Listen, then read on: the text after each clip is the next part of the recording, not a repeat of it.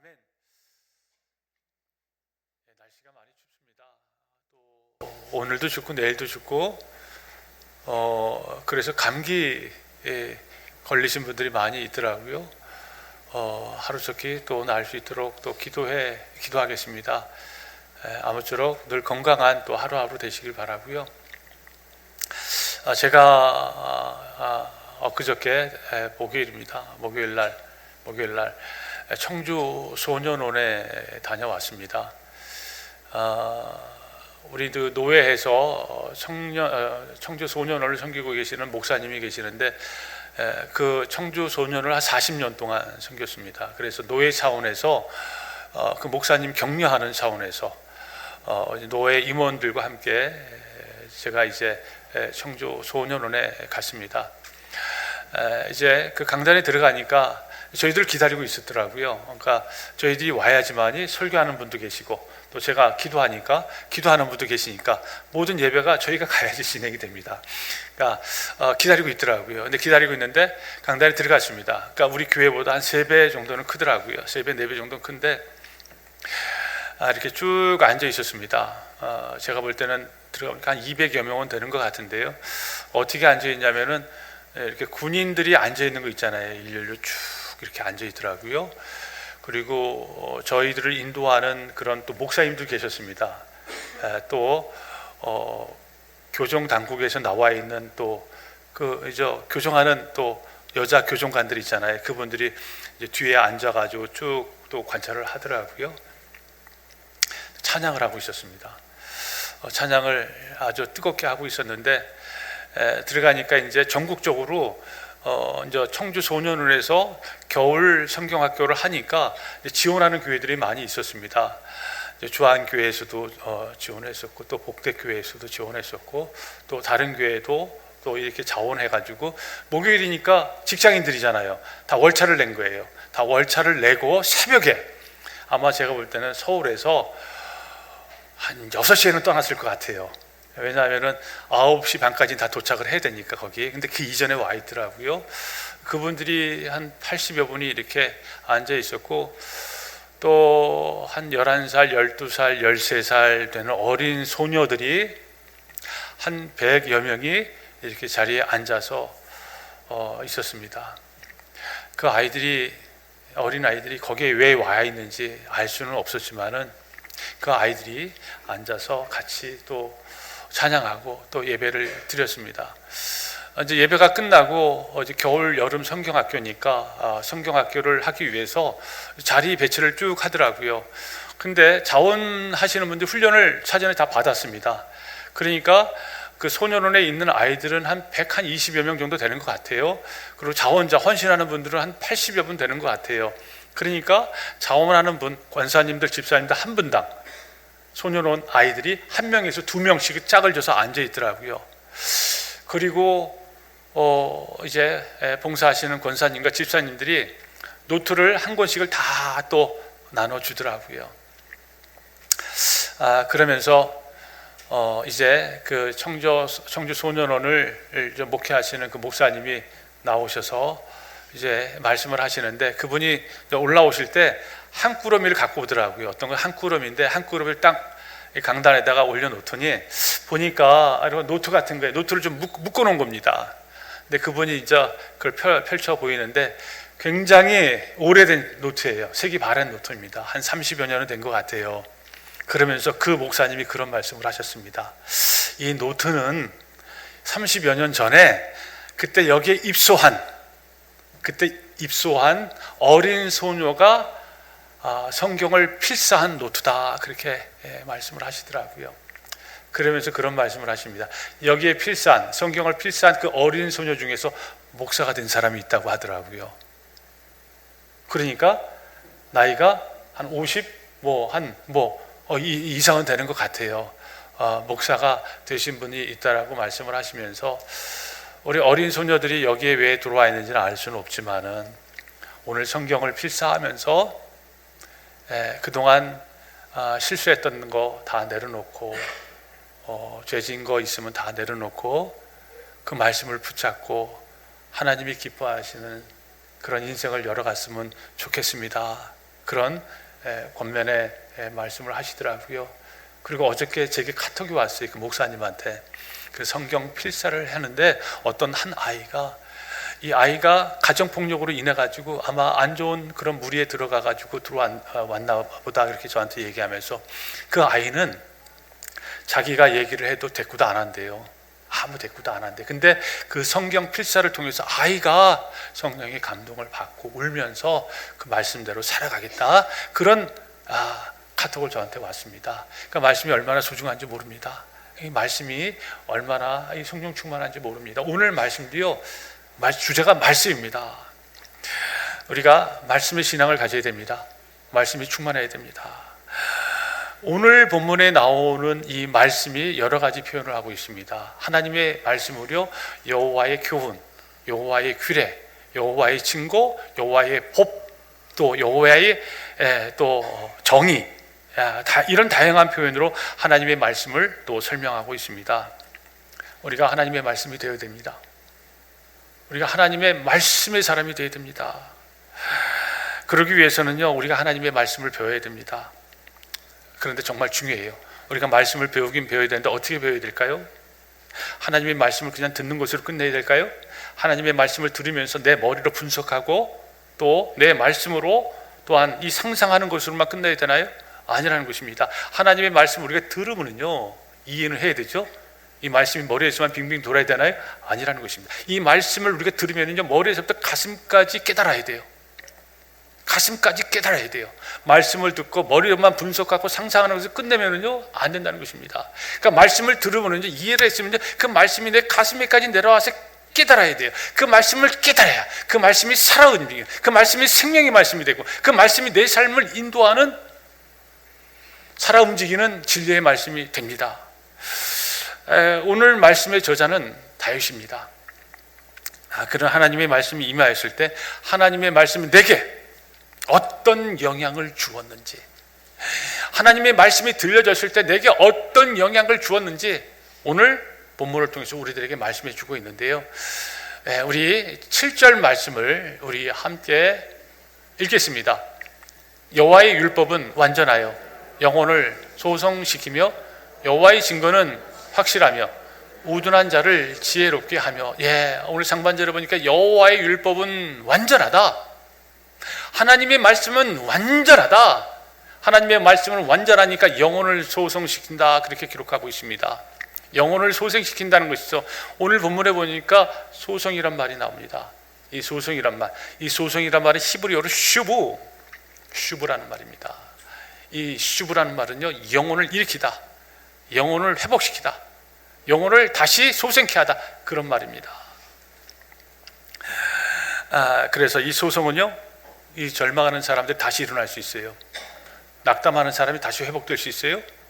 또한 죽어가는 모든 영혼들이 다시 일어날 수 있다는 이 사실을 오늘 본문을 통해서 우리들에게 말씀해 주고 있습니다. 말씀이 얼마나 능력이 있는지 몰라요. 말씀이 얼마나 이 강력한 다이나믹이 있는지 모릅니다. 말씀이 들어가는 곳마다 영혼이 소생된대요. 말씀이 들어가는 곳마다 모든 것이 일어난대요. 말씀이 들어가는 곳마다 다시 이 질병 들린 사람도 다시 회복된대요. 에스겔서 47장에 보면은요, 하나님께서 에스겔 선지자에게 그런 말씀을 합니다. 성전에서 흘러가는 생명수 말씀이 강으로 흘러 바다에 들어가서 죽어있는 이 바다가 다시 소생케 된다, 그런 말씀이 있습니다. 또한 신약에 들어오면 요한계시록 22장에 보면은요, 수정과 같이 맑은 생명수 말씀이 만국을 소성케 한다, 맞습니다. 하나님의 말씀이 들어가는 곳곳마다 생명이 소생케 된다는 것이죠. 하나님의 말씀이 들어가는 바다마다 죽어가는 그 바다가 다시 새로운 생명이 움직이는 그런 바다가 된다, 그런 말씀을 하고 있습니다. 다윗은 이 사실을 알고 있어요. 다윗은요, 하나님의 말씀이 그런 능력이 있다는 걸 알고 있습니다. 다윗의 인생이 어려움이 없었나요? 다윗의 인생이 늘 기쁨이 있었나요? 그것이 아니라는 것입니다. 다윗도 힘들고 어렵고 고통당할 때가 있었습니다. 그때마다 탄식하고 절망할 때가 있었습니다. 하지만 다윗은요, 하나님의 말씀이 절망하는 나를 다시 일으켜 세우고 낙담하는 나를 다시 일으켜 세운다는 이 사실을 늘 시편에서 고백하고 있습니다. 왜 다윗이 이런 고백을 할까요? 다윗이 왜 이런 고백을 할까요? 하나님의 말씀은 능력이 있기 때문에 그래요. 하나님의 말씀은요, 하나님이 말씀하시면은요, 죽어가는 영혼도 다시 소생케 된다는 이 생명의 말씀이 있기 때문에 그렇습니다. 그러니까 하나님이 말씀하시면요, 그 말씀할 때 그 강력한 하나님의 능력이 나타난다는 것이죠. 물론 사람의 말에게 능력이 없는 것이 아닙니다. 사람의 말에도 능력이 있습니다. 사람의 말이 얼마나 위로를 받습니까? 사람의 말이 얼마나 격려를 받을 때가 있습니까? 하지만은 인간의 말이 위로와 격려가 됐지만은 인간의 말이 입속에서 나올 때만 그렇다는 것이죠.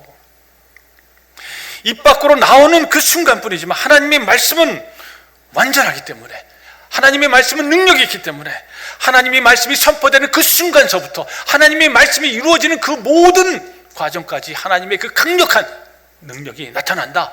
성경은 그렇게 말씀하고 있습니다. 히브리서 기자가 그런 말씀하지 않습니까? 히브리서 4장 12절의 말씀에 하나님의 말씀은 능력이 있다, 하나님의 말씀은 활력이 있다, 하나님의 말씀은 살아있다, 그런 말씀을 하지 않습니까?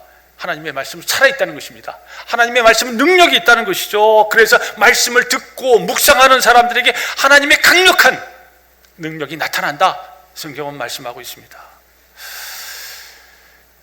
우리의 삶이 힘듭니까? 하나님의 말씀을 붙잡으면 다시 일어날 수 있습니다. 우리의 삶이 절망적입니까? 우리의 삶이 고통스럽습니까? 하나님의 말씀을 들으면 그 영혼이 다시 회복된다는 것이죠. 우리가 질병 때문에 고통당하나요? 하나님의 말씀을 붙잡으면 하나님의 권능의 눈으로, 권능의 손으로 하나님께서 만져주시고 그 질병이 치유되는 그 엄청난 하나님의 능력을 경험하게 됩니다. 우리가 올 한 해 우리의 인생을 열어가게 됩니다. 이제 살아갑니다. 때로는 장애물도 만날 것이고 걸림돌들 만나게 될 것이고, 그래서 마음이 아파서 탄식할 때도 있을 것입니다. 그때 하나님의 말씀이 능력이 있다는 사실을 아세요. 하나님의 말씀을 완전하다는 사실을 아세요. 하나님의 말씀을 붙잡으시기 바랍니다.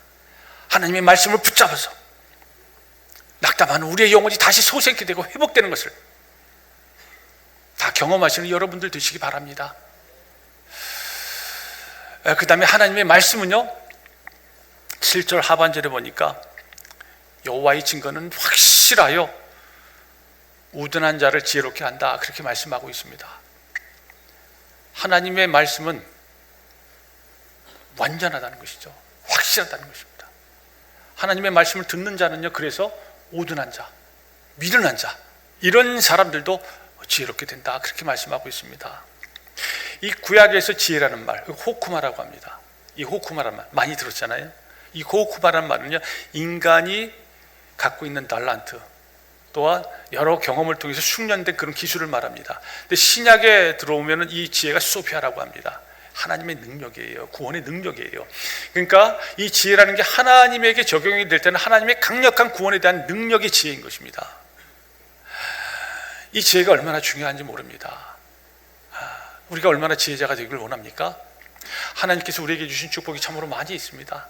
굉장히 여러 가지가 많이 있습니다. 하나님이 주신 축복 중에서 정말 필요한 것이 저는 개인적으로 지혜라고 봅니다. 지혜자가 되어야 되잖아요. 우리가 어디에 있어도 지혜가 부족하면 얼마나 안타까울 때가 얼마나 많이 있는지 모릅니다.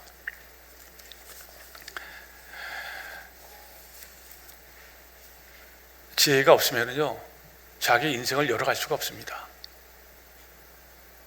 지혜가 없으면요, 자기 인생이 기뻐가 많이 줄어듭니다. 그러니까 지혜가 너무너무 소중하기 때문에 그렇습니다. 이 탈무드에 보면은요, 지혜가 칼보다 강하다, 그런 얘기 들어보셨잖아요. 지혜가 칼보다 강하다. 맞습니다. 지혜가 권력보다 강하다는 것이죠. 지금은 총보다 강하다는 것입니다. 유대 랍비 중에 요한 벤 자카이라는 사람이 있습니다. 랍비입니다. 굉장히 훌륭한 사람이에요. 굉장히 사람과 존경받는 사람입니다. 이 사람이 활동하던 시대에 그때 이스라엘은 로마군에 포위를 당하고 있었습니다. 이제 얼마 지나지 않으면요, 예루살렘 붕괴됩니다. 이스라엘은 완전히 멸망하게 됩니다. 이스라엘 백성들이, 로마군들이 예루살렘 멸망했을 때 그 모습을 보면서 이스라엘 백성이 낙담했어요. 아, 이제 우리 민족은 무너지는구나. 우리 이 예루살렘 성은 완전히 붕괴되는구나. 낙담하고 있었습니다. 그때 요한 벤 자카이 라피는요, 그런 생각을 했습니다. 도대체 저 로마 군대를 이길 수 있는 방법이 무엇인가? 우리가 힘이 없어가지고 저들을 물리칠 수는 없지만 분명히 어떤 강한 능력이 있어가지고 저들을 물리칠 수 있을 것이다. 예루살렘이 힘이 없어가지고 무너지는 것은 없을 수 없지만 이스라엘 민족들이 저 로마군에 무너질 수는 없지 않는 거 아닌가? 도대체 그러면 저 로마군에게 대항할 수 있는 강력한 무기가 무엇인가? 찾게 됩니다. 그것은 다른 것이 아니라 지혜라는 것입니다. 지혜가 있어야 된다. 그래서 지혜가 얼마나 중요한지 모릅니다. 이 지혜가 우리의 삶에서 나타나야 됩니다.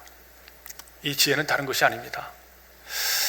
이 지혜는요, 우리가 어떤 것을 하게 될 때, 직장에서도 마찬가지입니다. 가정에서도 마찬가지잖아요. 어떤 것을 할 때 머릿속으로 생각나는 게 있잖아요. 내가 좋아하는 일을 하게 될 때 내 머릿속에서 약간 생각나는 게 있지 않습니까? 내가 어떻게 해야지 하나님이 기뻐하시는 삶을 살 수 있을까?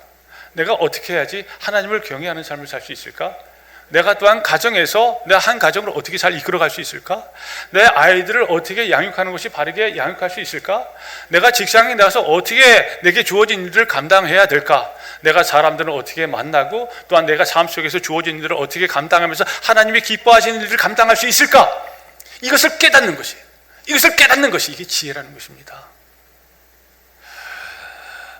이 지혜가 너무너무 소중합니다. 지혜가 있는 것은 기쁨이에요. 그런 지혜가 있는 것은 축복이라는 것이죠. 이 지혜가 어디에서 오는가?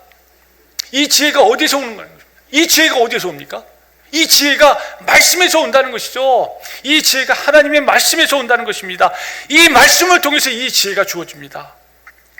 그래서 오늘 본문 말씀에 하나님의 말씀의 증거는 확실하여 우둔한 자가 지혜롭게 되고 미련한 자가 지혜롭게 된다. 그렇게 말씀하고 있습니다. 우리가 지혜롭게 되기를 원하나요? 내 자녀들이 지혜롭게 되기를 원하나요? 정말입니까? 내 자녀들이 정말 지혜롭게 자라나기를 원하나요? 정말 중요한 것이 있습니다. 주일에 학교, 주일에 학원에 가는 것보다 교회에 나와서 예배드리면서 하나님의 말씀을 듣는 것이 더 중요하다는 사실을 우리 부모님들은 아셔야 돼요. 자녀들에게 가르쳐줘야 돼요. 우리 자녀들이 하나님의 말씀을 통해서 세상을 바라봐야 돼요. 하나님의 말씀을 통해서 삶을 바라봐야 돼요. 하나님의 말씀을 통해서 사람들을 관계를 형성해야 돼요. 세상의 지식을 가지고 하나님의 말씀을 바라본다?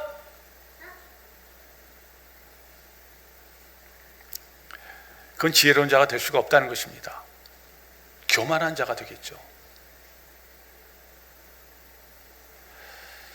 하나님의 말씀으로 세상을 바라볼 때 지혜자가 됩니다. 그래서 이 시인은 하나님의 말씀은 미련한 자가 지혜롭게 된대요. 어리석은 자가 지혜롭게 된다. 그렇게 말씀하고 있습니다. 그리고 이 시인은 하나님의 말씀을 읽으니까 사람이 지혜롭게 되는 것뿐만 아니라 이 말씀을 읽으면 읽을수록 너무너무 맛있는 거예요. 오늘 본문 말씀, 이 시인이 어떻게 이야기하는지 우리 10절 말씀을 우리 함께 10절 말씀 읽겠습니다. 금, 곧 많은 순금보다 더 사모할 것이며 꿀과 송이 꿀보다 더 달도다. 예, 하나님의 말씀이 송이 꿀보다 더 달대요. 하나님의 말씀이 꿀보다 더 달대요. 하나님의 말씀이 얼마나 달면은 꿀보다 더 달다고 하겠습니까? 요즘은 꿀 잘 안 먹더라고요. 요즘은 초콜릿 잘 먹더라고요. 초콜릿이 맛있잖아요. 초콜릿이 얼마나 맛있는지 몰라요. 초콜릿 먹다가 꿀 먹으면 꿀 맛이 잘 안 나더라고요. 초콜릿이 너무 강하니까. 근데 이 족그릇이 나오기 전에는 꿀을 먹었잖아요. 꿀이 얼마나 단지 모릅니다. 꿀은요, 만족감을 줘요, 즐거움을 줘요, 또한 풍요로움을 줍니다. 이 꿀이 너무너무 좋은 것입니다. 하나님의 말씀이 그렇다는 것입니다. 꿀이 기쁨과 만족과 즐거움을 주는 것처럼 하나님의 말씀은 우리 입에 달게 한다는 것이죠. 하나님의 말씀은 우리의 생각에 달게 한다는 것이죠. 하나님의 말씀은 우리의 이 마음을 달게 한다는 것입니다. 우리의 영혼까지 하나님의 말씀을 달게 한다. 그래서 하나님의 말씀은 송이꿀보다 더 인간에게 참된 기쁨과 참된 만족과 참된 즐거움을 준다. 이것이 하나님이 주신 축복입니다. 그래서 우리가 하나님의 말씀을 읽으면은요, 기쁨이 있는 거예요. 하나님의 말씀을 읽으면은요, 늘 감사가 있는 것입니다. 그래서 하나님의 말씀은 영혼을 소생케 하고 우둔한 자를 지혜롭게 하게, 하나님의 말씀은 우리에게 최상의 가치, 최고의 기쁨을 준다는 것을 오늘 본문 이 시인은 우리에게 가르쳐주고 있습니다. 그래서 하나님께서 이 다윗을 통해서 우리에게 주시는 말씀이 있는데, 그 말씀이 오늘 우리에게 주시는 말씀인데요, 여기 10절 상반절에 보니까 이 말씀이 달고 맛있으니까 오늘 본문에 보니까 순금보다 더 사모하라, 그렇게 말씀하고 있습니다. 말씀을 많은 순금보다 더 사랑하라, 그렇게 말씀하고 있습니다. 우리 인생의 금이 얼마나 소중합니까? 금 싫어하시는 분 계시나요? 금 다 좋아하잖아요. 금이 너무너무 좋잖아요. 금을 가지면 모든 거 다 가진 것처럼 얼마나 좋아하는지 모릅니다. 세상 사람들이 금 갖기를 그렇게 열망합니다. 고대에서부터 지금까지 금은 사람의 마음을 막 흔들어 놓습니다. 설레게 만들어 놓습니다. 인터넷에 보니까 금값이 막 천정부지를 치솟고 있더라고요. 그러니까 어떤 분들이 보니까 주식 있는 거 팔더라고요. 대출을 받아가지고 금을 사가지고 개인 금고에다가 차곡차곡 쌓아놨더라고요. 왜 이렇게 쌓아놓을까요? 금을 사모하니까, 금을 너무너무 사모하니까 이 금이 갈망의 대상이 됐습니다. 하나님의 말씀이 그렇게 금을 사모하듯 사모하라, 그렇게 말씀을 하십니다. 아니, 금보다 더 하나님의 말씀을 사모하라. 왜 금을 왜 사모하라고 말씀하나요? 하나님의 말씀에 모든 것이 다 들어가 있습니다. 하나님의 말씀에는 지혜도 있고요, 하나님의 말씀에는 은혜도 있고요, 하나님의 말씀 기쁨도 있고요, 만족도 있고요, 즐거움도 있고요, 풍요로움도 있고요, 하나님의 말씀 우리의 영혼을 소생케 하는 그런 강력한 능력이 말씀 안에 들어가 있기 때문에 그렇습니다. 그래서 하나님의 말씀을 사모하라, 하나님의 말씀을 사모하라. 영화배우 안성기 씨가 며칠 전에 별세했더라고요. 같은 안씨잖아요. 그분은 수능 안씨, 저는 죽산 안씨. 저는 죽산의 37대손, 그분은 몇 대손인지 잘 모르겠습니다. 그분이 생전에 후배들하고 대화를 나눈 제가 그 기사를 좀 읽었습니다.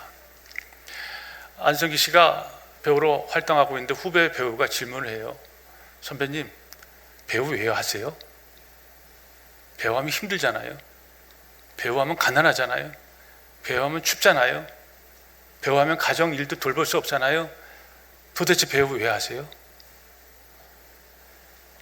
그러니까 배우 안성기 씨가 후배 배우한테 그런 얘기를 해요. 사랑하니까, 연극 사랑하니까, 영화 사랑하니까 힘들도 해야지.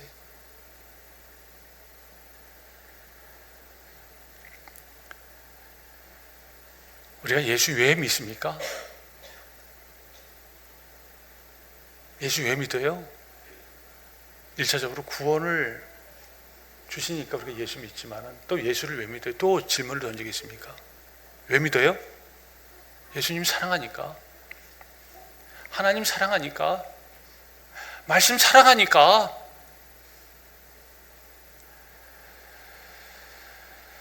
말씀 사모하시기 바랍니다. 세상에 그 어떤 것보다 그렇게 좋아하는 금보다 더 말씀 사모하시기 바랍니다. 기쁠 때도 말씀 펴서 읽으세요. 즐거울 때도 말씀 펴서 읽으세요. 특히 어렵고 힘들 때 순금보다 더 사모하는 마음으로 말씀을 펴서 읽으시기 바랍니다. 그런 말씀 속에서 살아계신 하나님의 음성을 듣게 됩니다. 그래서 말씀을 통해서 하나님이 주시는 그 은혜와 축복을 우리의 삶 속에서 누리시는 귀하고 복된 성도님들 다 되시기를 주님의 이름으로 축원드립니다.